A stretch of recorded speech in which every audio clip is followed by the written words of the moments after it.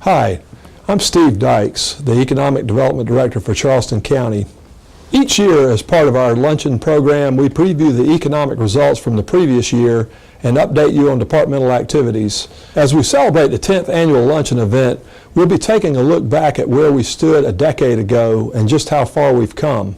Our video a few minutes ago gave you some visual reminders of major changes: the arrival of Boeing, the growth of our tech sector, the development of our visitor industry, low-cost air carrier service, and the kickoff of the Clemson project. In the report that follows, we'll recap where the economy has been, how far it's come during the past decade, and we'll share the latest forecasts on where the experts say it's headed. We will also gain some valuable insights from several experts in higher education, the tech sector, manufacturing, and our visitor industry. I'd like to begin our report with a look back at the past decade of growth. The Charleston region has been spared some of the ravages of the Great Recession due to our diversified economy. We've been blessed by a population increase and workforce growth that far exceed the national average. No one could totally escape the pain of the Great Recession, but as you can see on this slide, we have rebounded nicely and returned to a healthier unemployment rate. However, with almost 23,000 of our friends and neighbors still jobless, our work is clearly far from finished. During the past 10 years, we've made remarkable progress in job creation, capital investment, wage levels, and per capita income. As you know, a great deal of this progress occurred over the past 5 years. In fact, the recent expansion at Boeing pushed Charleston County above the $5 billion capital investment threshold, as well as pushing us beyond the milestone of 28,000 new jobs that have been created since 1993. They say a rising tide lifts all boats, and this slide demonstrates the steady progress we've made in lifting wage rates since the year 2000. The average wage in the MSA has grown by 76% since 1995. We caught up and surpassed the state average during that time. In 1995, the MSA average wage was 82% of the average wage for the U.S., and by 2010, we had improved that to 85% of the national average. As we raise wages, it obviously has a beneficial effect on per capita income. Over the past 20 years, Charleston County per capita income has risen 91%. 35% of that improvement occurred during the past decade. Also, over the past 10 years, Charleston County rose from number 6 among the state's 46 counties to number 2. Only Beaufort County is slightly higher. So we've come a long way down the road of prosperity as companies in Charleston County voted with their dollars. Their numerous investment decisions reflected their confidence in our workforce, our pro-business policies, and our quality of life. Shifting gears to the year just past, let's take a quick look at 2012. During 2012, the recovery took hold in Charleston, and the vast majority of trends were in a positive direction.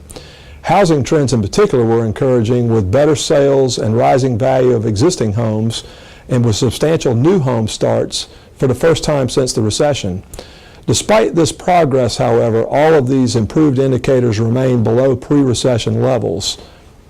Economists around the country universally agree that we're in a recovery, although some are more cautious than others about its strength and sustainability.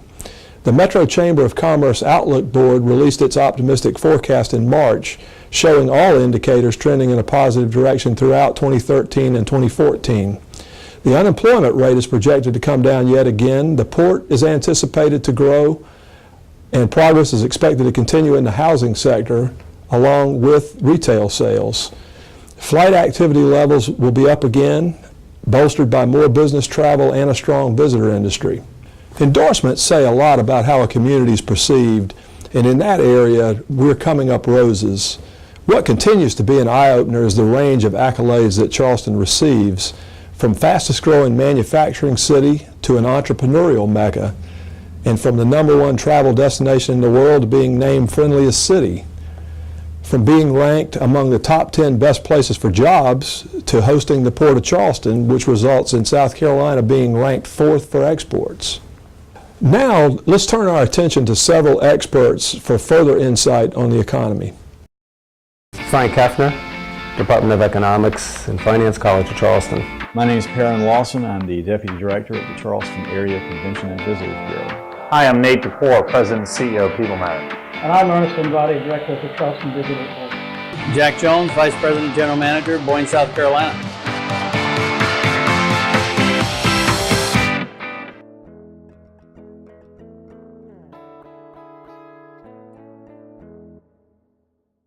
So when you try to peg exactly what is Charleston, it gets hard pressed, and diversified is probably the best term.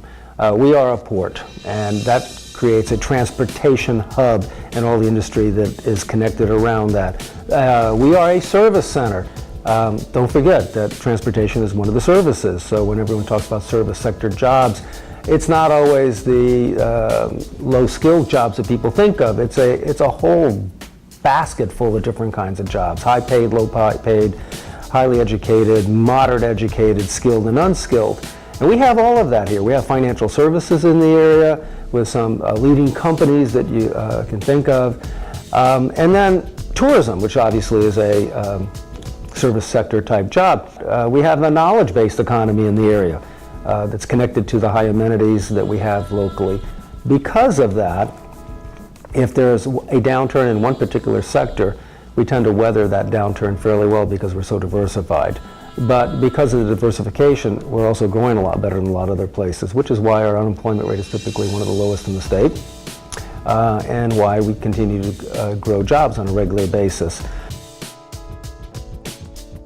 Well, what we're seeing is that, of course, companies are growing, the area is growing, we're going to see hiring, but we're not going to see the same level of hiring that we used to see. There's also the problem of, yes, things have picked up, but have they picked up, is it sustainable? So typically what has happened, and it's happened in other booms also, recoveries, is that instead of hiring, you just add more overtime and you take up the slack capacity. So, but that only goes so far. Then at some point you actually have to hiring, and I think we're going to see that, but it's not going to go in huge amounts. So what I want to see, and what I like to see for economic development purposes, is additional jobs. And if you're getting additional construction because you're having additional jobs, then clearly it's a very solid way to have it grow. Office space construction, industrial plant construction, all of that are very good barometers and signals of other things that connected to it. So that obviously that implies additional housing construction, or at least additional buying the houses that are already on the inventory. Oh, we're clearly in recovery mode. What you have to think when you say recovery, though, is, and everybody's already done this, they've readjusted their expectations of what they mean recovery. And so what now we're looking at is we're not having these large expectations of growth. We're having more reasonable expectations of growth. And so, yes, and the local area is clearly meeting it. We are generating positive jobs. It used to be that the unemployment rate was dropping because people were leaving the job market. Now we're getting a situation where the unemployment rate is dropping because we're actually getting more jobs.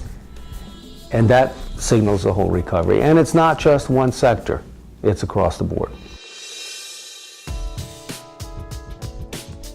So now what we have is we've got a number of things happening, and the housing market is obviously picking up. And I'd like to point out also that probably that has very little to do with interest rates. It has more to do with the fact that people have jobs and the area is growing. So, and that's a better way to have that kind of growth occur.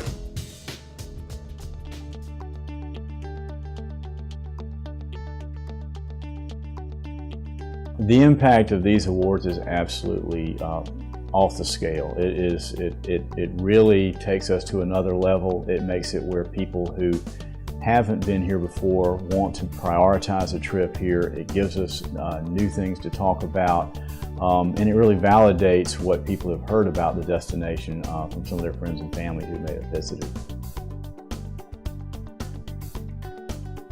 There's no question that the 2012 PGA Championship was a huge success, both economically and from the standpoint of the competition itself.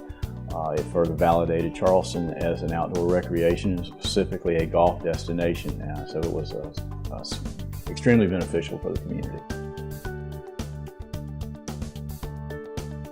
Having Southwest and JetBlue fly here has been one of the biggest things to affect our ability to get meeting and convention business. Additional seats to more cities and the moderating effect that it had on airfare has been a huge benefit. One of the biggest objections we have had to attracting business has been the cost of airfare and the limited number of seats. So this actually helps us on both counts. The number of new hotel rooms planned for the Charleston area is just indicative of the growing demand and the notoriety that Charleston has received on a national scale. Again, not all of these hotels will be built. A lot will depend on location, what market segment they're going after, and of course, can they get approval and financing. As far as the effect on average daily rate and revenue per available room, a lot again depends on the growing demand and the fact that the rates and occupancies in the Charleston area have continued to grow, and in fact during the recession really did not moderate all that much. So this is really seen as a very viable market, and we would expect that the increased demand would certainly help to keep rates and occupancies where they need to be. Heritage really touches every single thing we do, whether it has to do with our beach communities, our nautical heritage, even the historic foodways. Everything really comes back to history. People come here for an authentic experience, something that's truly real, and it's certainly at the top of our list to safeguard that so that people will continue to want to come here, and that both our new as well as our repeat visitation will stay where it needs to be and continue to grow. The great thing we see about tourism is how it truly is an integral part of overall economic development. One of the things we like to say is that nobody ever moved a business here without first coming as a visitor. And many of the things that make this such a great place to visit are the same things that make it a great place to live and to do business. So anything we in tourism can do to help leverage that towards overall economic development is something that we want to do. And the fact that this is coming together so much, that we're working so much more closely together now, we think is certainly a positive.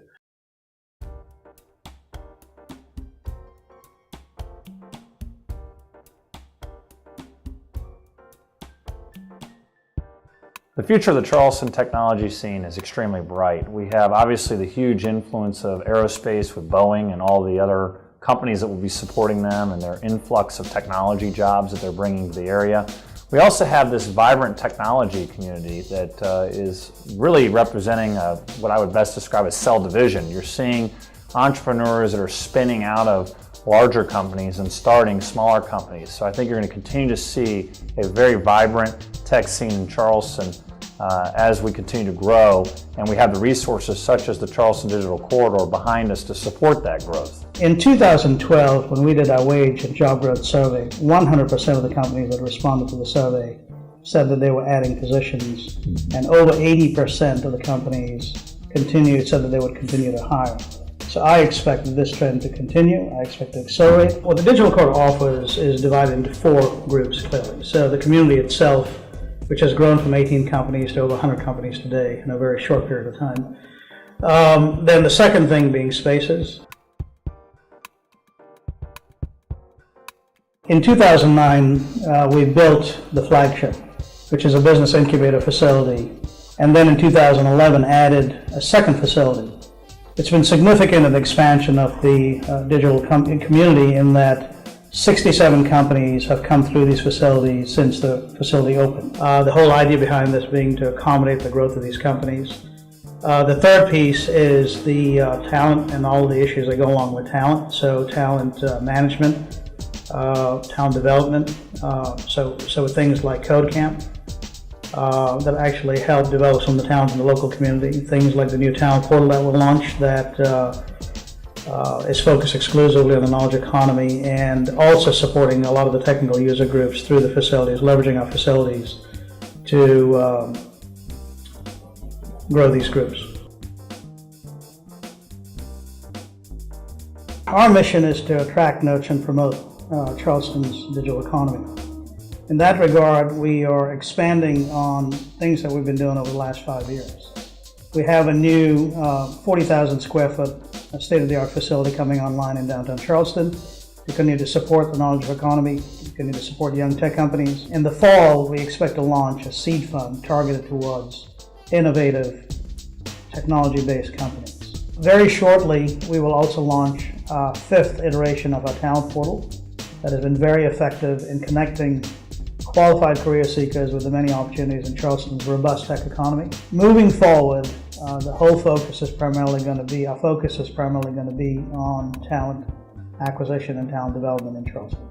That is essentially the ingredients for a successful digital economy, and we're well on our way. There's been some wonderful centers of technology communities such as Charleston have sprung up. And there's a core nucleus of technology companies and great talent here that have been spawned from other larger companies such as Benefitfocus and Blackbaud. And venture capital firms are going to seek out great talent that they can back. And there's a lot of strategic assets beyond the Silicon Valley that Charleston has to offer. And it's starting to get more and more attention of the investment community here locally. For the future, for larger technology companies in Charleston, I think you're going to see more public offerings coming out. We're going to have more publicly based technology companies here in Charleston, and you're going to continue to see them expand both here regionally as well as internationally as they continue to grow their businesses. I think the three big issues that we're going to be faced here in the Charleston area for the growth of the technology scene will be talent, capital, and facilities, all of which the Charleston Digital Corridor is doing a fantastic job of addressing. On the talent issue, we've got to grow more software technology jobs here through degree-based programs that are going to be focused around computer science, data science, mathematics. On facilities, we've got to continue to support the work that the Charleston Digital Corridor is doing to expand their facility, to be able to provide space for more startups to be able to grow. And then we also need the business community to embrace expansion of office space for the larger companies and bringing online more high-end office space that these technology companies can move from the corridor out into the marketplace here in Charleston. And then finally is the capital. I truly believe that we've got to have more robust seed and accelerator capital programs to help get these startups off the ground and continue to fuel their growth and their success here in Charleston. We'll continue to expand our product portfolio deeper for our customer base today.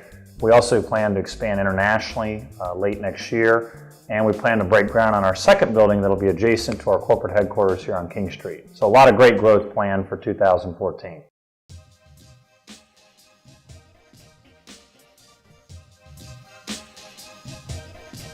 I think the strategic importance is it absolutely validates what the decision was on part of the company to come here in the first place. You don't make a decision to add another $1 billion of investment in a region site or any part of the Boeing company unless you are absolutely convinced that the processes they have going, whether it's a aircraft manufacturing facility or a military facility, unless those are working and the strategy that was put in place in the first place is actually occurring. And so I think it's a validation of all the 6,000 people that have worked here and the job they're doing. I think it's a validation that our customers believe that this is a viable site for actually delivering aircraft. It's an overall, I believe, an overall acceptance of what we have done here and what we've accomplished here, first and foremost. One of the strategic decisions the Boeing company made was to diversify the IT activity that we do here in the Boeing company. And right now we're concentrated in two areas, Southern California and Seattle. And the strategic decision was to expand into South Carolina as well. Now, a couple reasons for that. One, it broadens the breadth of the talent pool that we can draw from. And you're going to find the same thing in the Engineering Design Center that we've also brought to Boeing, South Carolina. And you think about it, most of our recruiting was done West Coast, Seattle, and certainly down the West Coast into California. And now that we've expanded into South Carolina, there's some great technical schools in this region, and we've just created a whole new talent pool that we can draw from to help in those areas that we decide are going to be those centers of excellence. Typically, we core up that engineering resource, that IT resource and talent, and here we have just expanded into what I believe is a critical element for what we want to do going forward. And to have, we call it white collar, a lot of people call it technical. Regardless, it says that we're looking at South Carolina as a different resource base for a much higher experience and knowledge base versus what we were doing previously, which was manufacturing. So we're really excited to see that move into this part of the country. Right now, the Boeing Company has estimated there's 34,000 more airplanes in the next 20 years to be built. And it's the same reason we came here in the first place. We decided that there is not enough capacity in the Everett-Puget Sound area to build all the airplanes we know we had to build. And so here we are validating one more time, $1 billion investment, that if they need more capacity, we're going to have that capacity available here. Another exciting activity that's going on here in Boyne, South Carolina was the decision to move the Propulsion South Carolina activity here. These decisions are not made lightly. You can imagine the decision to move manufacture of an airplane 3,000 miles away from the core was not an easy decision. And once we demonstrated we could do that, I think it is truly opening the door for more activity. Propulsion South Carolina is a great example. So now we're going to build the inlet, which previously was being design only down in Southern California. Often I'm asked what I think, because I've got a unique perspective. I'm from the West Coast, I'm from the Seattle area, and I'm often asked, what do you think of the South? And not just about Boeing being in the South, but the reception received from community, business community, and of course the elected officials. Talking about Boeing first, I'll just tell you, we couldn't be more pleased. What this community and the way they've embraced us has actually made our progress smoother, and it's worked much cleaner. When you have a community that actually wants you there, and they show it and they demonstrate it in ways that are, for many of us from the West Coast, unfamiliar, like hugs in public and those kinds of things, it really shows that they care. And I can give you many, many stories of people who have come up unsolicited telling me how excited, how much it means to have a company like Boeing decide to come into this community. People have gone out of their way to introduce themselves and make sure that we're comfortable here. And it's not just here in North Charleston, the Charleston area. I can tell you that's across the entire state. I've developed relationships with many of the leaders across the major businesses in the state, and they too, just because it's the Southern way, have gone out of their way to make me feel welcome. So I couldn't be more pleased or more happy with the developments of me moving down to Boyne, South Carolina. We're clearly in recovery mode. Our biggest problems are that we are growing so well, how do we deal with it? And that's not a bad problem to have. The great thing we see about tourism is how it truly is an integral part of overall economic development. One of the things we like to say is that nobody ever moved a business here without first coming as a visitor. I just want to close by saying that Charleston has a tremendous opportunity in front of it to truly be a major technology hub in the United States. And we have the early beginnings of it starting to happen. And what it'll take the community and all of you to continue to embrace the work that we're doing to continue to fuel this opportunity to be the Silicon Harbor. One of the areas that we believe $1 billion is going to help us is our investment in South Carolina is going to support our growth strategy going forward, especially to capture that 34,000 airplane market.